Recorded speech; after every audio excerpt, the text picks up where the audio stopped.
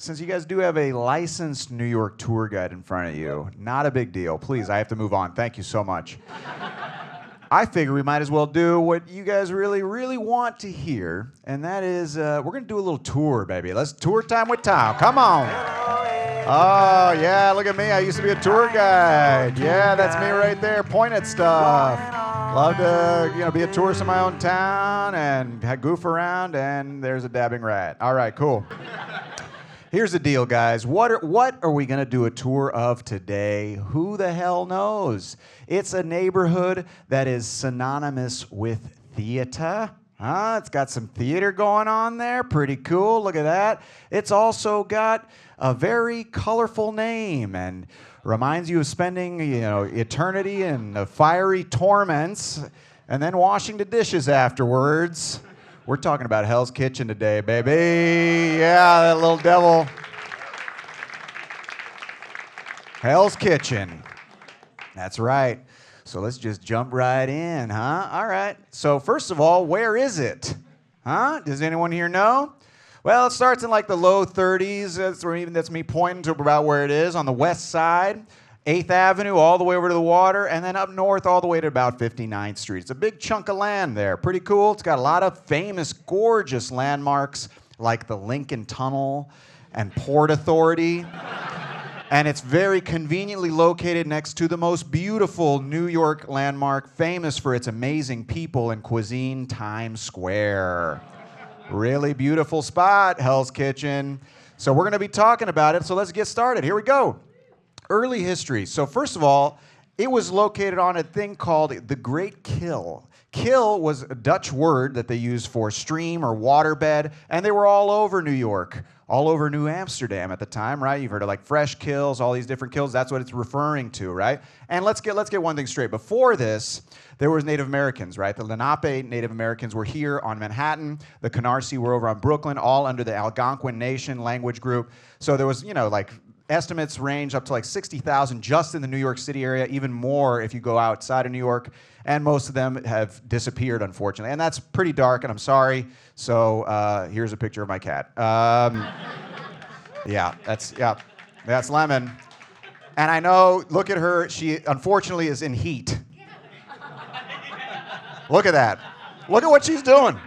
I had to prepare the show with her doing this every day. Can you believe that? And you guys are probably thinking, oh, Tom, you got to spay her. You got to spay her. I know, all right? The reason I didn't was because she has a heart murmur, and I had to wait. I know, that's sad, so here's another picture of my cat, okay? It's fine.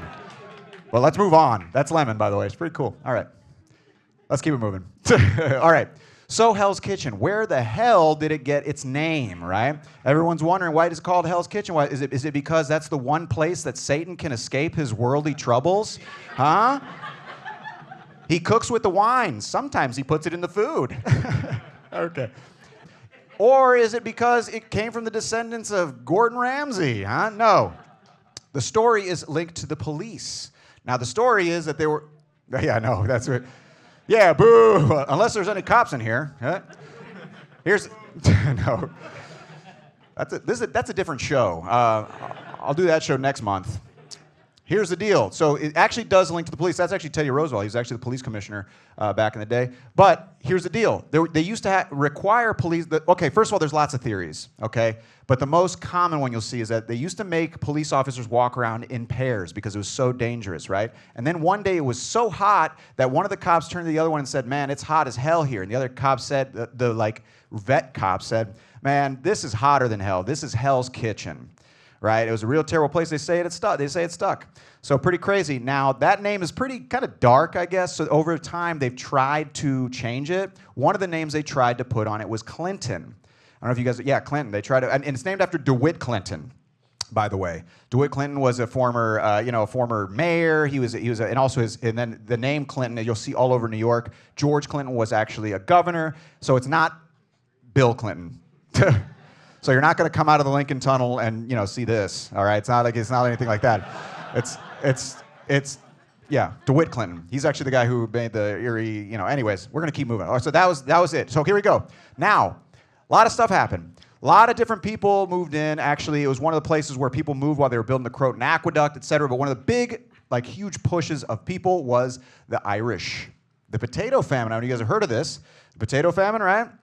Potato famine was in 1845. There was a disease spread throughout the potatoes in Ireland, but the poor were very dependent on the potatoes. Now, it wasn't just this disease, by the way. This is a very important point. They had this kind of same problems with blight in potato crops in other countries. The problem was Ireland was a colony of the British, and the British basically, let the free market do what it did, and basically killed over 1 million Irish, displaced more. It was a total nightmare. So it was basically the British's fault.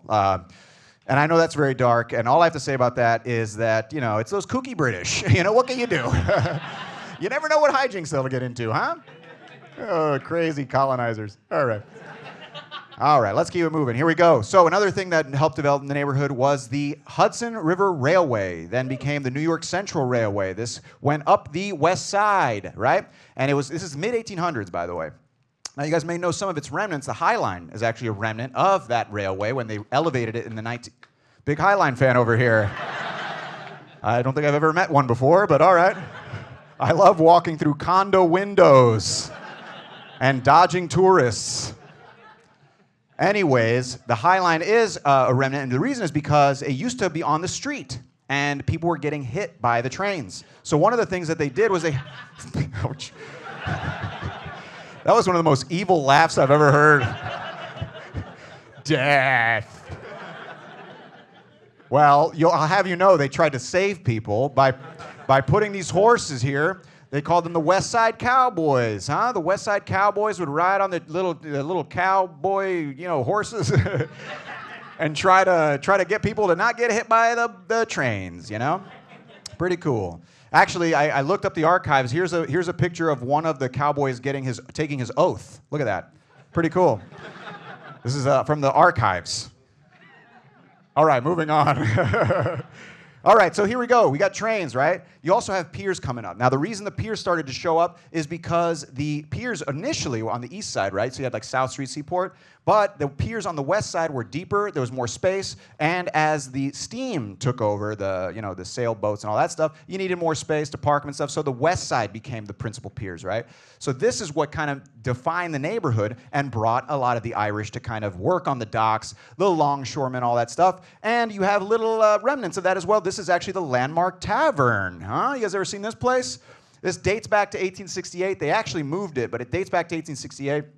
So you can order, all these different treats that date back to that, like the longshoreman burger, huh? Or the chicken I could have been a contender. Sorry, I'm making that up. All right, that's not true, but it is there. And interestingly enough, it's supposed to be haunted. Huh? Pretty cool. I knew you would clap. Psycho. But it is haunted. They say actually who it's haunted by is a Confederate soldier. A Confederate soldier who came there and was knifed in a fight, and he walked up to the upstairs and died in a bathtub that's still there today. Pretty crazy. That's a scary ghost, man. The only thing scarier than a ghost is a ghost who died fighting for slavery. So keep me away from that guy. But let's keep it moving. All right, here we go. All right, so there is this thing. I don't know if you guys have ever been to this.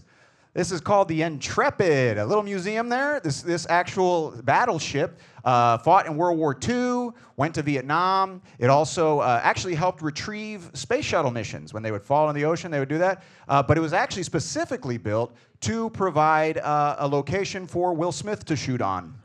Yeah, that was the purpose it was built. In I Am Legend, he hit golf balls off it. Although, knowing his history now, I don't know what he's going to do to that dog. He's probably gonna yeah. Drop it. Drop her name out your mouth. Okay. All right. Anyways, we're going to keep this moving. All right. Here we go. The reason why there are no more piers and no more shipping is because it's container shipping now, baby. Containers have taken over. In the mid-1900s, they shifted over to containers. You can cram a lot more on that. Look at that. It's insane. So these things are all one of the reasons why shipping has ggone to New Jersey, right? Newark, New Jersey is probably the principal place. These things are pretty big. Sadly, one of those things can fetch like $2,000 a month in rent. That's about the size they are, pretty big. And if you think I'm kidding, man, this is actually true. They're making apartment buildings out of containers now. It's only a matter of time before we're all in the Matrix. They're going to hook us up and just steal our... All right, let's not get too depressing. All right, here we go. So 1919, a big thing for the area, it was called Prohibition. Oh, no, Prohibition. Whoa. You guys know what speakeasies are, right? Speakeasies originated during Prohibition. It meant that there was an illegal place to buy alcohol. Today, speakeasy just means you enter through a closet and you pay $18 for a drink. That's all it is. But back then, it actually meant something. All right. So now this is when you had the mob start getting involved. There was a man back then. Look at this guy. His name was Oni Madden. Oni Madden, very famous guy. He was one of the Gophers. That was the name of his gang. Very, it's a pretty cute name for a gang, considering they would cut your head off. But this guy was one of the big dudes back then.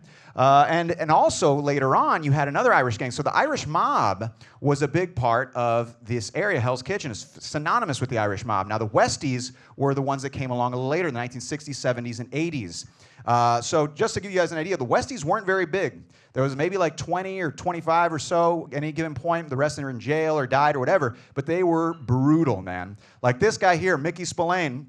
This guy was one of the bosses. He died in 1977. He was shot in Queens. But this guy, I mean, the stuff these guys did was pretty terrible. He died in 1977, but today there is actually a restaurant named after him there. It's called Mickey Spillane's.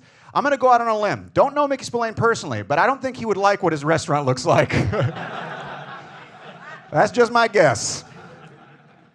And then you had other ones like Jim Coonan. This is Jim Coonan, who was actually a younger guy who was the rival to Spillane. He was famous for actually dismembering a guy who owed him money and then keeping his hands so he could use the guy's hands to hold guns and put fingerprints on guns when he killed people. This guy is still in jail, and this woman laughing again. I'm horrified of you. But this guy's actually trying to get out of prison right now. And he wants to go back to New Jersey so he can live in New Jersey for the rest of his life, which is kind of wild because imagine being that guy's neighbor. Good Lord. I ain't borrowing a tape measure from that guy. Good Lord. No.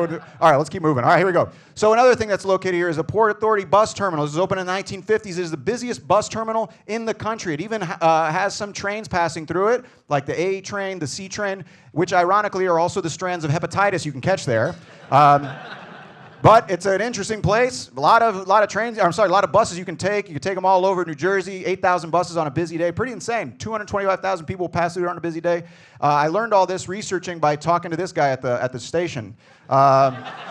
You go down there, you can probably see him walking around. And you also have the Lincoln Tunnel, another big part of the area. This is the Lincoln Tunnel. It's not exactly the prettiest thing in the world, but it is very busy, and it's another part of it. Okay, I got to keep moving. All right. So this is a cool story. So this is Manhattan Plaza. So Manhattan Plaza is a federally subsidized housing project that was built for artists. Like over 70% of it is artists.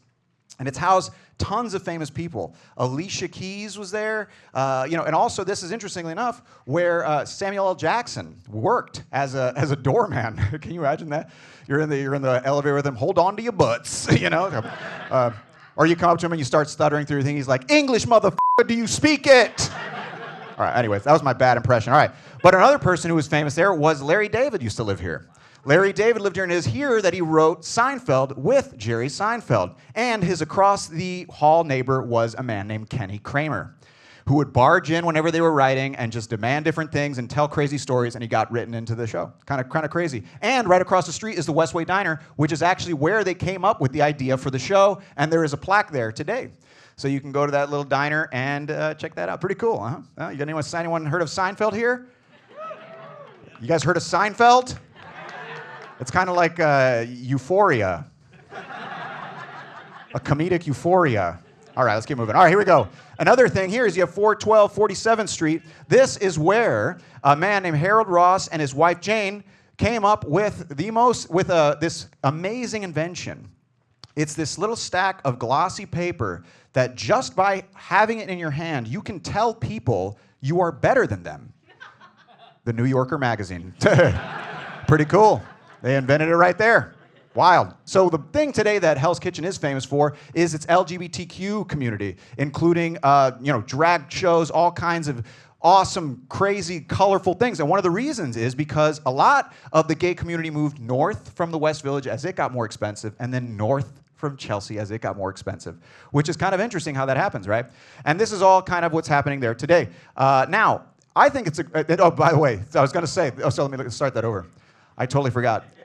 I was gonna say that. So this whole area here, it's all the drag queens and all that stuff. And I was going to say that, this is your uncle when he hears about Hell's Kitchen. I actually forgot. I forgot the joke, but I see the picture, and it was something like that. But you get it. Anyways, so here's the deal, man. Hell's Kitchen is a beautiful neighborhood, tons of cool history. I think it's a lot cooler and sweeter than Hell's Kitchen. We got to give it something nicer, a nicer name for a neighborhood that has such an interesting history. Let's call it Hell's Breakfast Nook. Look at that. There's a little. Put that outside the Lincoln Tunnel, huh? All right. Here's the deal, guys. I just flew through that. So here's the deal. I'm gonna bring your next comic, guys. That's Hell's Kitchen. What'd you think? Not bad. You guys learned something there? God forbid.